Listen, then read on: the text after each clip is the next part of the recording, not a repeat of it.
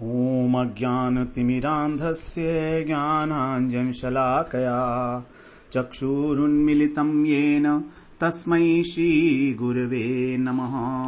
वन्देऽहं श्रीगुरो श्रीयुत्पदकमलं श्रीगुरून् वैष्णवांश्च श्रीरूपं साग्रजातं सहगण रघुनाथान्वितं तं सजीवं साद्वैतं सावधूतं परिजनसहितं कृष्ण चैतन्यदेवं श्रीराधा कृष्णपादान् सहगण ललिता श्रीविशाखान्वितांश्च तमादिदेवं करुणानिधानं तमालवर्णं सुहितावतारम् अपार संसार समुद्र सेतुं भजामहे भागवत स्वरूपम्। हे देव हे दैत हे भुवनैक बंधो हे कृष्ण हे चपल हे करुणैक सिंधु हे नाथ हे रमण हे नयनाभिराम हा हा कदानुभवितासि पदं दृशोर्मे। श्री कृष्ण चैतन्य प्रभो नित्यानंद श्री अद्वैत गदाधर शिवसदि गौरभक्त वृंद। हरे कृष्णा कृष्णा कृष्णा हरे हरे हरे राम राम राम हरे हरे। हरे कृष्णा। सर्वप्रथम मैं अपने गुरुपाद पद ओम विष्णुपाद अष्टोत्तर शत श्री श्रीमद् भक्तिवेदांत माधव गोस्वामी महाराज के चरण कमलों में अनंत कोटि दंडवत प्रणाम ज्ञापन करता हूँ। हम लोग श्रीमद् भागवत पुराण में छठे स्कंध में छठा अध्याय श्रवण कर रहे हैं। छठे स्कंध में हमारा जो 20वां प्रकरण है मनुष्य पोषण प्रकरण, उसका ये अंतिम अध्याय है, छठा अध्याय। क्योंकि इसमें 6 अध्याय हैं तो हम लोग जामिल का प्रसंग श्रवण कराए हैं, भगवान किस प्रकार कृपा करते हैं। उसके बाद प्रचेताओं के ऊपर भगवान की कृपा हुई, प्रचेता के पुत्रों के ऊपर और दक्ष के पुत्रों के ऊपर नारद जी का उनको उपदेश मिला निवृत्ति धर्म का, और सभी जो है वो निवृत्ति मार्ग पर जाकर और भगवान को प्राप्त किए हैं। अब यहाँ पर जो छठे अध्याय में दक्ष प्रजापति की जो कन्याएं हैं उनका विवरण किया जा रहा है, उनका वंश परंपरा। जब पहले दक्ष प्रजापति ने 10,000 पुत्र उत्पन्न किए तो नारद जी ने उनको जो है ज्ञान दिया, निवृत्ति मार्ग का उपदेश दिया, क्योंकि उनका अंतःकरण शुद्ध था और वो भगवत प्राप्ति के मार्ग पर आगे बढ़ गए, मोक्ष के मार्ग पर। फिर ब्रह्मा जी के कहने पर जो है, समझाने पर, सांत्वना देने पर दक्ष प्रजापति ने 1000 पुत्र और उत्पन्न किए, वो भी उसी प्रकार से अपने बड़े भाइयों का अनुगमन करिए। तब ब्रह्मा जी दोबारा आते हैं, कहते हैं, अनुनय विनय करते हैं दक्ष प्रजापति की कि भाई तुम्हारा तो कर्तव्य है सृष्टि करना। तो अब दक्ष प्रजापति सोचते हैं कि नारद तो मानेगा नहीं, मेरे सभी पुत्रों को निवृत्ति धर्म की उपदेश दे देता है, इसलिए कन्याएं उत्पन्न की जानी चाहिए। तो उन्होंने 60 कन्याएं उत्पन्न की, सभी अपने पिता से बड़े प्रेम करती थीं। तो 60 कन्याओं में से उन्होंने 10 धर्म को दी, 13 कश्यप को दी और 4 कश्यप को दी जब वो ताक्ष नाम धारण किए बाद में। उसके बाद 27 चंद्रमा को दी, 2 भूत को, 2 अंगिरा को, 2 कृशाश्व को। इस प्रकार से 60 कन्याएं हो गई। तो हम लोग जो हैं इनके वंश के विवरण श्रवण कराए हैं। धर्म की जो 10 पत्नियां हैं उनके कौन कौन से पुत्र हुए उसको हमने श्रवण किया। उसके बाद चंद्रमा की जो भूत की 2 भूत की पत्नियां थीं, 2 अंगिरा की, 2 कृशाश्व की और 4 ताक्ष नामधारी कश्यप की, इनका विवरण हमने श्रवण किया। 27 चंद्रमा की पत्नियों का हम श्रवण कर रहे थे। तो चंद्रमा क्योंकि रोहिणी पत्नी से सबसे अधिक प्रेम करते थे और इसीलिए दक्ष ने उनको श्राप दे दिया कि तुम्हारा क्षय हो जाए, तुम जो है क्षय रोग से पीड़ित हो जाओ। तो अब चंद्रमा क्षीण हो गए, तो चंद्रमा ने फिर प्रजापति दक्ष को प्रसन्न कर लिया किसी प्रकार, और उन्होंने जो उनका प्रकाश क्षीण हो गया था उसको पुनः प्राप्त किया। तो चंद्रमा कृष्ण पक्ष में अपना प्रकाश खो देते हैं और शुक्ल पक्ष में उसे पुनः प्राप्त कर लेते हैं। इस प्रकार उनकी कोई संतान नहीं हुई। 23वें श्लोक तक हम लोग श्रवण कराए थे। अब हम 24वें श्लोक से श्रवण करते हैं। इसी में यही बात कही जा रही है जो हमने अभी की है।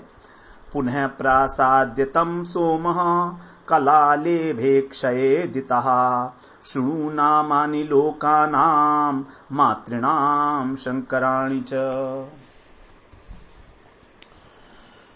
पुनः माने दोबारा से, प्रसाद्य माने प्रसन्न करके, तम माने उनको, किसको? दक्ष प्रजापति को, सोम अर्थात चंद्रमा ने, तो चंद्रमा ने दक्ष प्रजापति को प्रसन्न किया और क्षयेत इतः, जो कृष्ण पक्ष में क्षीण होते थे उसी प्रकार से फिर शुक्ल पक्ष में, इतः माने इतर, शुक्ल पक्ष से क्षय होने से इतर अर्थात बढ़ना, तो शुक्ल पक्ष में पूर्ण होने का वर प्राप्त कर लिया। कलाएं लेभे, कला माने कलाएं प्राप्त कर ली, तो चंद्रमा की जो कलाएं होती हैं वो क्षीण होती चली जाती हैं और फिर बढ़ती हैं धीरे धीरे, कृष्ण पक्ष में कम होती हैं और शुक्ल पक्ष में बढ़ती हैं। लेकिन जो 27 नक्षत्राभिमानी जो हैं देवियां हैं, उनसे कोई संतान नहीं हुई इसकी। अब आगे कह रहे हैं लोकानाम शंकराणी मातृणाम, सभी लोकों का, शंकराणी माने मंगल करने वाले, जो लोक माताएं हैं, मात्राणाम उनके नामानी च सुनो, उन लोक माताओं के नाम मुझसे सुनो। तो उन्हीं से ये सारी सृष्टि उत्पन्न हुई है, उनके नाम अब तुम मुझसे सुनो। तो कश्यप जी जो है, उनको 13 कन्याएं जो दी गई थी, उनके विषय में अब यहां पर चर्चा की जाएगी आगे। उन्हीं से हमारा जो चौथा भुवन है, ये सब भरे हुए हैं। अब कह रहे हैं 25वें श्लोक में, अथ कश्यप पत्नी नाम यत् प्रसूतमिदं जगत अदितिर्दितिर्दनु काष्ठा अरिष्टा सुरसाइला मुनि क्रोधवशा ताम्रा सुरभि सरमा तिमिः तिमेर्यादो गणासन श्वापदा सरमा सुतः। 25 और 26 ये 2 श्लोक एक साथ पढ़े हम लोगों ने। यहां कह रहे हैं कि यह जगत, इदम जगत, यह सारा जगत, यत् प्रसूतम, जिससे उत्पन्न हुआ है, अथ अब कश्यप जी की पत्नी नाम, पत्नियों का नाम सुनो। क्या क्या है? अदिति, दिति, दनु, काष्ठा, अरिष्टा, सुरसा, इला। फिर आगे कह रहे हैं मुनि, क्रोधवशा, ताम्रा, सुरभि, शर्मा और तिमी, ये नाम बताए। तो 1 2 3 4 5 6 7 8 9 10 11 12 13 पत्नियों के नाम बताए। दोबारा से श्रवण करेंगे। अदिति, दिति, दनु, काष्ठा, अरिष्टा, सुरसा, इला, मुनि, क्रोधवशा, ताम्रा, सुरभि, शर्मा और तिमी। अब यहां पर कह रहे हैं 26वें श्लोक में ही कि तिमी के जो पुत्र हुए वे हैं जलचर जंतु। तिमी जो हैं, तिमे माने तिमी, तिमी से यादोगणा, यादोगणा मतलब जो जल में विचरण करते हैं, मछली इत्यादि, ऐसे। आसन माने हुए। तिमेर यादोगणा आसन। और श्वापदा शर्मा सुता, और जो शर्मा है उनकी संतान हुई श्वापदा, कुत्ते इत्यादि। बाघ, कुत्ते, हिंसक प्राणी जो है श्वापदा। तो 2 के नाम बता दिए हैं यहां पर, दो के पुत्रों के नाम, तिमी के और शर्मा के। अब 27वें श्लोक में सुरभि इत्यादि के नाम बता रहे हैं। सुरभि के क्या, सुरभि और ताम्रा और मुनि की क्या हुए बता रहे हैं। सुरभेर महिषा गावो ये चान्ये द्विशपा नृप ताम्राया शेन गृधाद्या मनुरप्सरसाम गणः।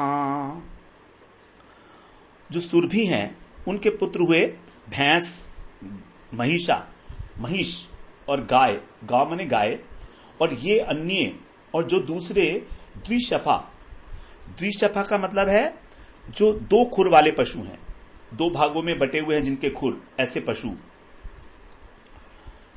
2 खुर वाले पशु उत्पन्न हुए, भैंस और गाय के इत्यादि, क्योंकि इन सबके 2-2 खुर होते हैं, भैंस के भी और गाय के भी। और जो ताम्राया, ताम्रा की संतान क्या है? बाज, शियन माने बाज, गृध, गृध माने गीध आदि, जो शिकारी पक्षी हैं, ये उत्पन्न हुए ताम्रा के। और जो मुनि हैं उनकी पत्नी, उनकी हुई अप्सराएं। तो अप्सराओं का समूह, अप्सराम गणः, अप्सरसाम गणः, अप्सराओं का समूह उत्पन्न हुआ उनसे। तो अभी तक तिमी, शर्मा, सुरभि, ताम्रा और मुनि, ये 5 जो पत्नियां थी उनसे बता दिया गया कि क्या क्या उत्पन्न हुए। अब आगे कह रहे हैं 28वें श्लोक में, दंद शूकादय सर्पा राजन क्रोधवशात्मजः इलाया भूरुहा सर्वे यातु धानाश्च सौरसा। हे राजन, जो क्रोधवशा थी उनकी पत्नी कश्यप जी की, उसके पुत्र आत्मजा माने उनके पुत्र दंत शूक, दंत माने डसने वाले, शूक माने बिच्छू और सर्प इत्यादि उत्पन्न हुए उनसे। सांप और बिच्छू इत्यादि जो विषैले जंतु हैं, जो इला हैं, उनसे वृक्ष, लता और पृथ्वी में उत्पन्न होने वाली वनस्पतियां, भूरूहा माने वृक्ष, और जो सुरसा हैं उनके राक्षस, यातुधान का मतलब होता है राक्षस, तो सुरसा से राक्षस पैदा हुए। अब 29वें श्लोक पे कह रहे हैं, अरिष्टायाश्च गंधर्वा काष्ठाया द्विषफेतरा सुतादनोरेकषष्ठिस् तेषां प्राधानिकां शृणु। अरिष्टा जो है उनसे गंधर्व उत्पन्न हुए, और काष्ठा से घोड़े इत्यादि जो एक खुर वाले पशु हैं। द्विषफेतरा, एक खुर वाले जो पशु हैं वो उत्पन्न हुए, जैसे घोड़े इत्यादि।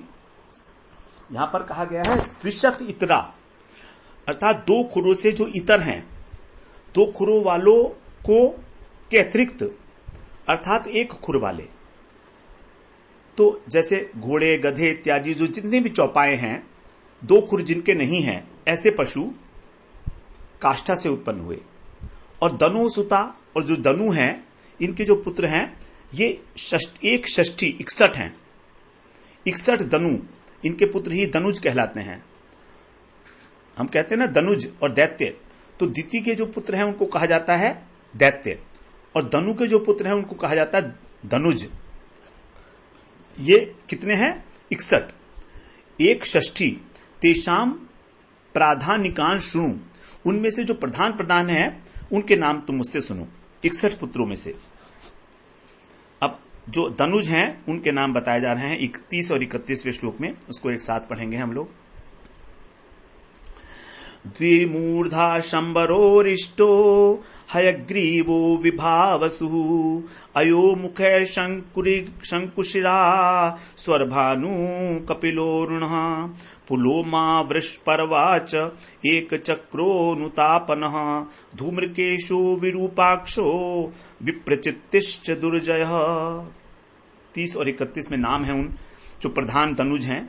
इन सबको हम लोग श्रवण करेंगे आगे, जब इंद्र के साथ युद्ध होगा वृत्तासुर का, तो ये सारे असुर हैं, धनुज हैं, तो वृत्तासुर की सेना में सब इनके नाम हम लोग दोबारा से श्रवण करेंगे आगे। कह रहे हैं द्विमूर्धा, शंबर, अरिष्ट, हयग्रीव, विभावसु, अयोमुख, शंकुशिरा, स्वरभानु, कपिल, अरुण, पुलोमा, वृषपर्वा, एक चक्र, अनुतापन, धूम्रकेश, विरूपाक्ष, विप्रचित्ति और दुर्जय, ये नाम है जो प्रधान है धनुज। अब आगे 32वें श्लोक में कह रहे हैं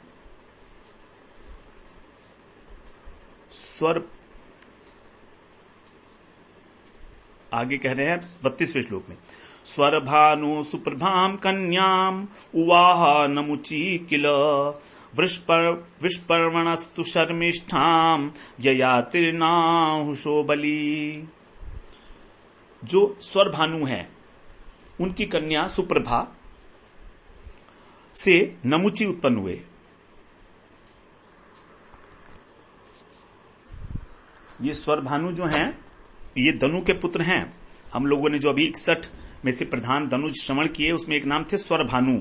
इन स्वरभानु के विषय में आगे कहा जा रहा है, क्योंकि जो इंपॉर्टेंट चीजें हैं वही बता रहे हैं यहां पर, जिनका आगे वर्णन आएगा। तो स्वरभानु की जो कन्या है उनका नाम है सुप्रभा। उस सुप्रभा से नमुची उत्पन्न हुए, और नमुची ने और वृषपर्वा की पुत्री शर्मिष्ठा, वृषपर्वा भी है यहां पर, तो वृषपर्वा भी एक धनुज है। तो वृषपर्वा की जो पुत्री है शर्मिष्ठा और स्वरभानु की पुत्री है सुप्रभा। तो स्वरभानु की कन्या सुप्रभा ने अरे नमुची से विवाह किया और वृषपर्वा की जो पुत्री है वो उसका नाम है शर्मिष्ठा। उस शर्मिष्ठा से बलि नाहुषः ययाति, जो बलवान है, और नहुष नंदन राजा नहुष के जो पुत्र हैं ययाति, उन्होंने विवाह किया। तो दो के विषय में यहां पर बताया गया। स्वरभानु की कन्या सुप्रभा, उसने नमुची से शादी की, विवाह किया, और वृषपर्वा की पुत्री शर्मिष्ठा से ययाति ने विवाह किया। ये बात यहां बताई गई। अब 33वें श्लोक में कह रहे हैं, वैश्वानरसुतायाश्च चतश्चारुदर्शना उपदानवी हैशिरा पुलोमा कालका तथा।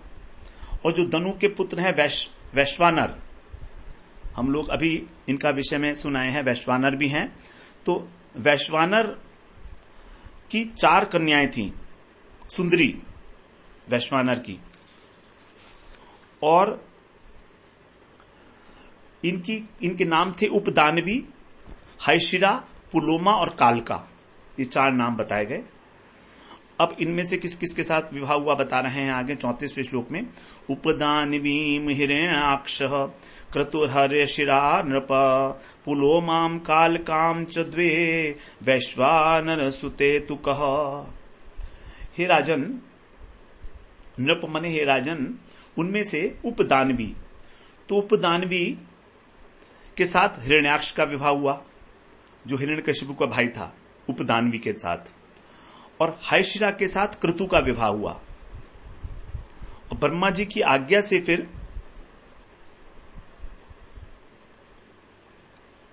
क्या हुआ कि कह माने प्रजापति कश्यप ने ही वैश्वानर की जो 2 पुत्रियां थी उनके साथ विवाह किया, पुलोमा और कालका। तो ब्रह्मा जी की आज्ञा हुई कि वैश्वानर की 2 पुत्रियां और हैं, पुलोमा और कालका, इनसे तुम विवाह करो। इस प्रकार से उन्होंने विवाह किया उन दोनों पुत्रियों से, कश्यप जी ने। आगे इसका अन्वय है 35वें और 36वें का, 34, 35, 36 का अन्वय एक साथ ही है, इसलिए अब 35, 36 एक साथ पढ़ लेते हैं। 34 भी इसके साथ ही पढ़ना था एक्चुअली। उपयेमेथ भगवान कश्यपो ब्रह्मचोदितः पौलोमा कालकेयाश्च दानवा युद्धशालिनः तयो 60 सहस्राणि यज्ञघ्नास्ते पितु पिता जघान स्वर्ग तो राजन्नेक इंद्रिय प्रियंकरः। यहां पर कह रहे हैं उपये में अथ माने इसके बाद कश्यप जो है उन्होंने ब्रह्मचोदितः, ब्रह्मा जी के प्रेरणा से उन दोनों से उपयमे ने विवाह किया, पुलोमा और कालका के साथ। और फिर पौलोमा, जो उनसे पौलोम और काल के नाम के, पुलोमा के जो पुत्र हुए वो है, उनको कहा गया पौलोम, और कालका के कालकेय, तो नाम से उन्होंने दानव उत्पन्न किए, युद्धशालिनः, जो अत्यंत युद्ध के अंदर जो है रणवीर थे। और कितने थे वो? तयो 60 सहस्त्राणी, 60,000। 60 माने 60, सहस्त्राणी माने 1000, 60,000 दानव उन्होंने उत्पन्न किए, ये पुलोमा ने और कालका ने मिलकर। और ये क्या करते थे? यज्ञांस्ते, यज्ञों के अंदर विघ्न डालते थे। जो मुनि योग यज्ञ करते थे उनके अंदर जो है ये विघ्न डालते थे। और इनके अंदर जो प्रमुख था, जो इंपॉर्टेंट जो इसमें, इसीलिए आगे कह रहे हैं जघान स्वर्ग तो राजन एक इंद्र प्रियंकर। इसलिए हे परीक्षित, तुम्हारे जो दादा अर्जुन थे, अर्जुन ने, पिता माने तुम्हारे पिता, तो जघान माने मार डाला, स्वगतः माने स्वर्ग में जाकर, अकेले ही, एक माने एक अकेले ही इंद्रिय प्रियम करह, इंद्र राजा इंद्र को प्रसन्न करने के लिए। तो ये तब की बात है जब इंद्र अर्जुन जो है स्वर्ग में गए हुए थे, तो इंद्र को ये बहुत परेशान करते थे दानव लोग, तो इसलिए अर्जुन ने अकेले ही इन सबको मार डाला था। तुम्हारे पिता ने, तुम्हारे पिता के पिता ने, परीक्षित महाराज है ना ये तो परीक्षित तो अभिमन्यु के पुत्र हैं, तो पितु पिता, तुम्हारे पिता के पिता अर्थात अर्जुन ने अकेले ही इन सबको मार डाला था, एक साथी इंद्र को प्रसन्न करने के लिए स्वर्ग में जाकर। अब 37वें श्लोक में कह रहे हैं, विप्रचित्ति सिंह कायाम शतम चैकमजीजनत राहु ज्येष्ठम केतु शतम ग्रहत्वम यौपागतः। अब जो विप्रचित्ति नाम का दानव था, ये 61 दानवों के अंदर जो हैं उनके वंश के विषय में बताया जा रहा है कि जो विप्रचित्ति नाम का दानव था उसकी पत्नी थी सिंहिका, उसके गर्भ से 100 पुत्र उत्पन्न हुए। विप्रचित्ति सिंहिकायाम शतम चैकम अजीजनत, अजीजनत माने उत्पन्न किया। तो विप्रचित्ति ने इस प्रकार से 100 पुत्र उत्पन्न किए सिंहिका नामक पत्नी से, जिसके अंदर जो राहु ज्येष्ठम, राहु जो सबसे बड़ा था, और यह ग्रहत्वम उपागतः, जो ग्रहों के बराबर हो गया, इसकी गणना ग्रहों में हो गई थी। और केतु शतम, और शेष जो है 100 केतु हुए। तो राहु जो है वो तो सबसे बड़ा हो गया, और शेष पुत्र जो हैं उनके नाम हो गए केतु। राहु केतु हम लोग श्रवण करते हैं ना, तो इस प्रकार केतु शतम। तो राहु जो है, जब भगवान ने वहां पर मोहिनी अवतार लेकर और सुदर्शन चक्र से इस राहु को का सर काटा था, तो उसका जो सिर का भाग था उसको राहु कहा जाता है, और जो शेष भाग था उसको केतु कहा जाता है। तो ये क्योंकि बैठा हुआ था वहां पर, इसलिए तो भगवान ने इसका सर काट दिया था, लेकिन ये मरा नहीं था, राहु केतु बन गए थे ये। तो इस प्रकार से ये सिंहिका के गर्भ से उत्पन्न हुए थे। अब 38वें श्लोक में कह रहे हैं, अथातः श्रूयताम वंशो योदितेरनुपूर्वशः यत्र नारायणो देवः स्वांशेनावतरद् विभुः। यहां पर कह रहे हैं कि अथ माने अब, यत्र माने जिस वंश में नारायण देवः, भगवान नारायण ने, विभु माने सर्वव्यापक होने पर भी, स्व अंशेन अपने अंश से अवतरत अवतार लिया। अतः माने अतः जो अदिति वंश है, अदिति का वंश है, अनुपूर्वश श्रूयताम, क्रमानुसार तुम उसको सुनो। तो अब क्रमशः मैं तुम्हें अदिति की वंश परंपरा सुनाऊंगा, क्योंकि अदिति का वंश जो है सबसे इंपॉर्टेंट रहा है, इसलिए उसके बारे में सबसे लास्ट में कवर कर रहे हैं हम। तो इसी वंश के अंदर भगवान नारायण ने अपने अंश से वामन रूप में अवतार लिया था। अदिति के गर्भ से इंद्र को जो है वामन भगवान ने ही बलि राजा को ठगा था। आगे उसकी कथा आएगी इसी स्कंध में। तो 39वें श्लोक में कह रहे हैं, विवस्वानिर्यमाश पूषा त्वष्टाथ सविता भगः धाता विधाता वरुणो मित्र शक्र उरुक्रमः। इनके पुत्रों के नाम बता रहे हैं। 12 आदित्य हैं। अदिति के पुत्रों को आदित्य कहा जाता है, और दिति के पुत्र को दैत्य, और धनु के पुत्रों को धनुज। तो धनुज तो बताया 61 हैं, उस 61 में से जो मुख्य थे उनके नाम बताए गए, और 12 आदित्य हैं, उनके नाम आप बता रहे हैं।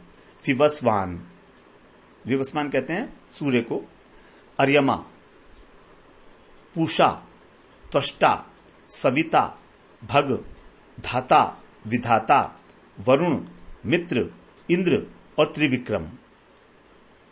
त्रिविक्रम को उपेंद्र भी कहा जाता है, वामन भी कहा जाता है इनको, क्योंकि इंद्र के छोटे भाई हैं, इसलिए इनको उपेंद्र कहा जाता है। तो इन 12 के अंदर जो इंद्र हैं वो राजा हैं स्वर्ग के, यही 12 आदित्य कहलाए।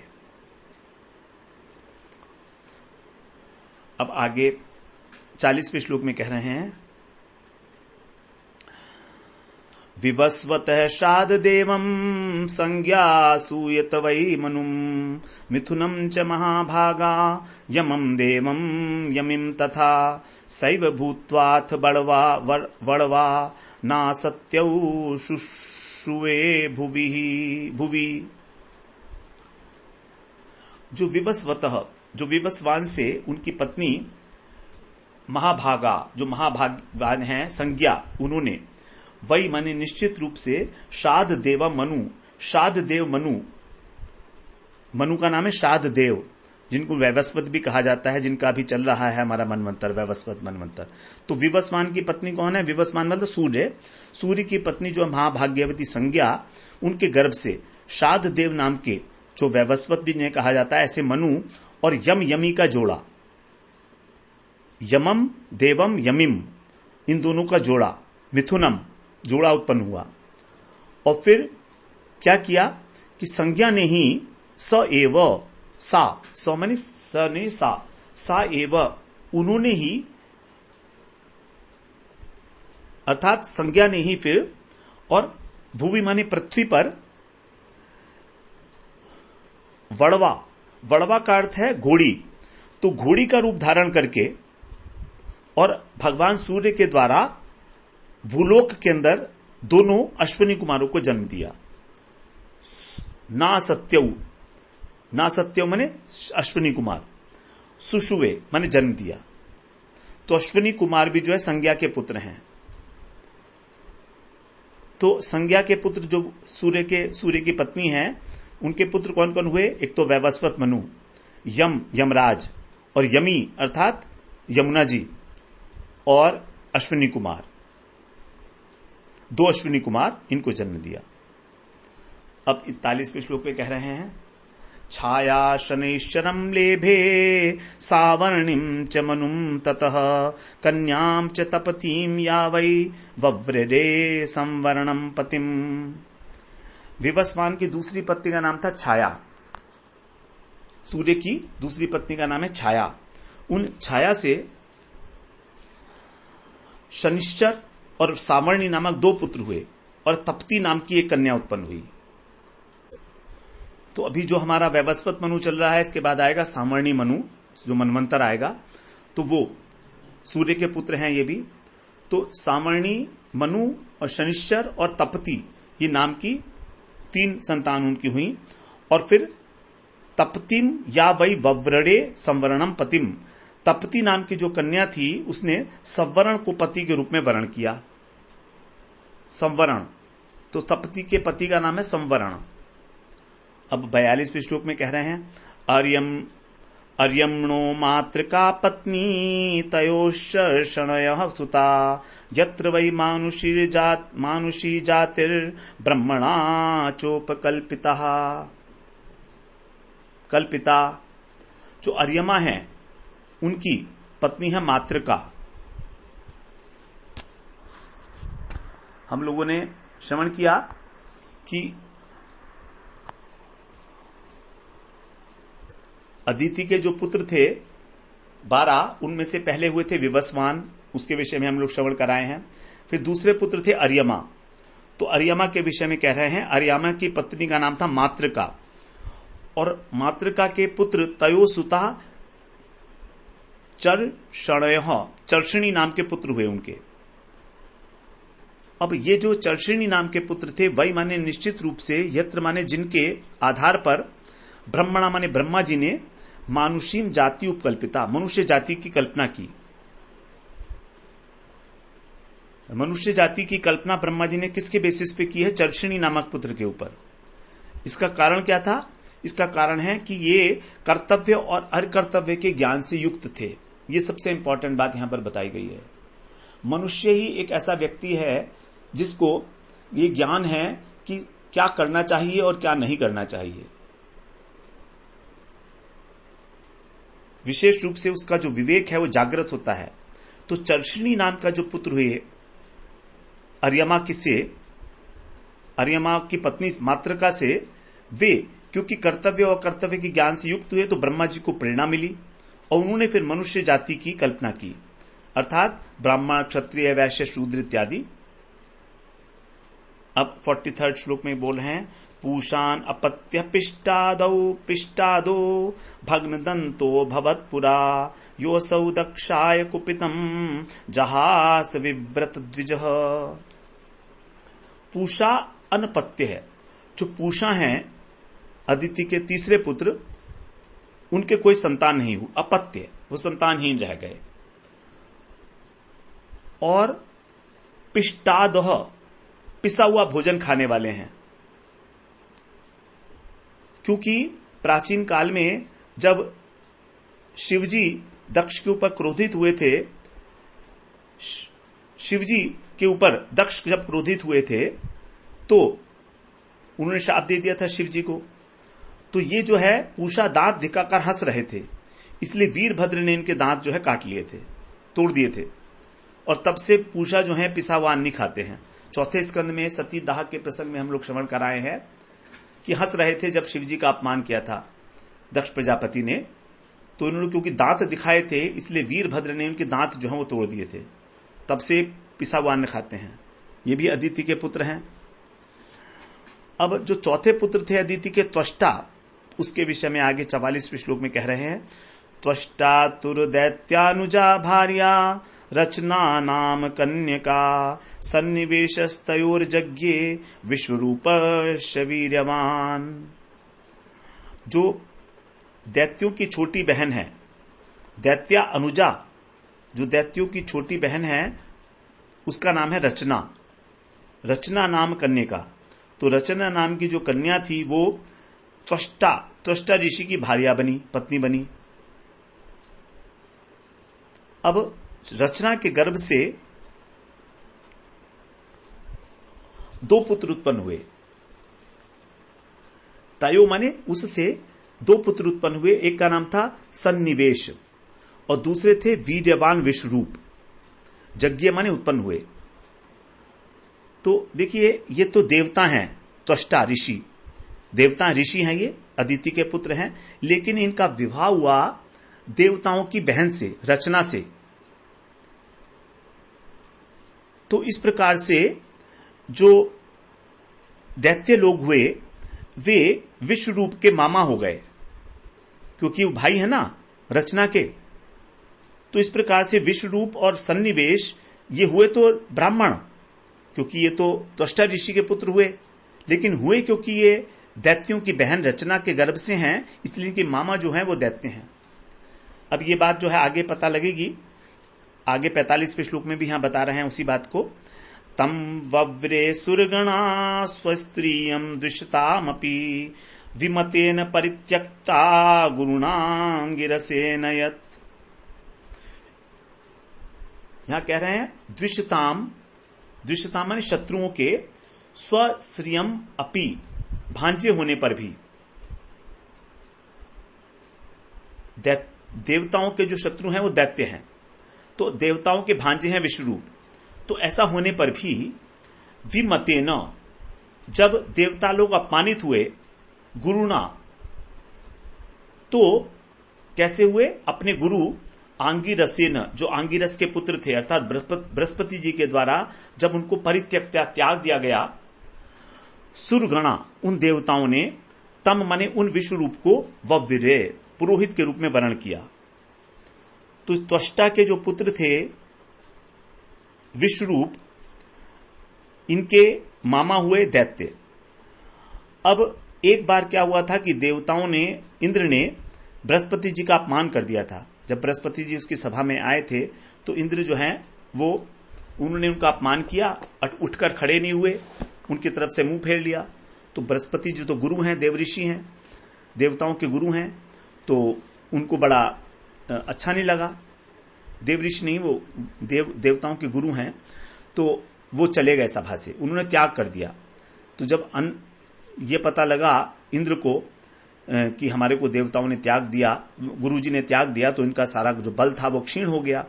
और जो राक्षस लोग थे, दैत्य थे, उन्होंने आक्रमण कर लिया स्वर्ग के ऊपर। तो यज्ञ करने के लिए इंद्र ने, अपनी शक्ति को बढ़ाने के लिए, क्योंकि अब गुरु जी से तो यज्ञ कराया नहीं जा सकता, उन्होंने तो त्याग कर दिया। तो जो त्वष्टा ऋषि के पुत्र थे विश्वरूप, इनको अपना पुरोहित बना के और यज्ञ कराया था। ये प्रसंग हम लोग विस्तृत रूप से आगे इसी स्कंध में श्रवण करेंगे जब कथा आएगी वृत्तासुर के वध की और इंद्र के ऊपर भगवान अनुग्रह करते हैं कैसे, तो उस समय में हम लोग इसको श्रवण करेंगे। तो देवताओं ने इनको ही अपना पुरोहित बनाया, तो क्योंकि आवश्यकता जब पड़ती है तो सभी से काम लेना पड़ता है, और देवताओं ने सोचा होगा कि जो विश्व रूप है ये अच्छे प्रकार के पुरोहित का कार्य कर सकते हैं। तो इस प्रकार से यहां पर हम लोग 45वें श्लोक में हम लोगों ने जो है श्रवण किया इनका जितनी भी वंशावली थी दक्ष की कन्याओं की, काफी विस्तृत रूप से। इसमें से आगे अभी कुछ नहीं कहे गए हैं। सविता, भग, धाता, विधाता, वरुण, मित्र, इंद्र और त्रिविक्रम इत्यादि के विषय में नहीं बताया गया है, तो उसकी आवश्यकता कुछ नहीं समझी होगी। यहाँ पर थोड़ा बहुत शायद आगे जब प्रसंग आएगा तो वहां पर इसका वर्णन किया जाएगा। लेकिन अब यहां पर सबसे इंपॉर्टेंट बात हो गई कि पुरोहित बनाया तो बड़ा प्रश्न चिन्ह उत्पन्न हो गया, क्योंकि अब विश्व रूप जो है उनके तो मामा है राक्षस दैत्य, तो दैत्यों के विरोध में ही यज्ञ करने के लिए देवताओं ने उनको पुरोहित बनाया। तो ये बड़ी ऑकवर्ड सी सिचुएशन लगती है, क्योंकि भांजे तो ये है ना, तो अपने मामा का तो पक्ष लेंगे ही लेंगे। अब देवताओं के लिए यज्ञ कर रहे हैं और इनको बना लिया अपना पुरोहित। तो आगे इसी के संदर्भ में अब प्रश्न पूछा जाएगा 7वें श्लोक में राजा के द्वारा, परीक्षित जी के द्वारा। तो प्रसंग बदल जाएगा अब, तो हमारा प्रकरण भी फिर वहां से बदल जाएगा कि किस प्रकार से हमारा जो अगला प्रकरण अब आरंभ होगा, देवताओं के ऊपर भगवान अनुग्रह करते हैं। तो ये हम लोगों ने आज 6 अध्याय में मनुष्य के ऊपर पोषण प्रकरण श्रवण किया, मनुष्य पोषण प्रकरण 6 अध्यायों के अंदर। अब हम अगले सत्र में इसका सारांश एक बार श्रवण करेंगे और उसके बाद फिर हम 21वें प्रकरण में अर्थात देवता पोषण प्रकरण के अंदर प्रवेश करेंगे 7वें अध्याय से 6ठे स्कंद के। वांछा कल्पतरुभ्यश्च कृपा सिंधुभ्येव च पतितानां पावनेभ्यो वैष्णवेभ्यो नमो नमः।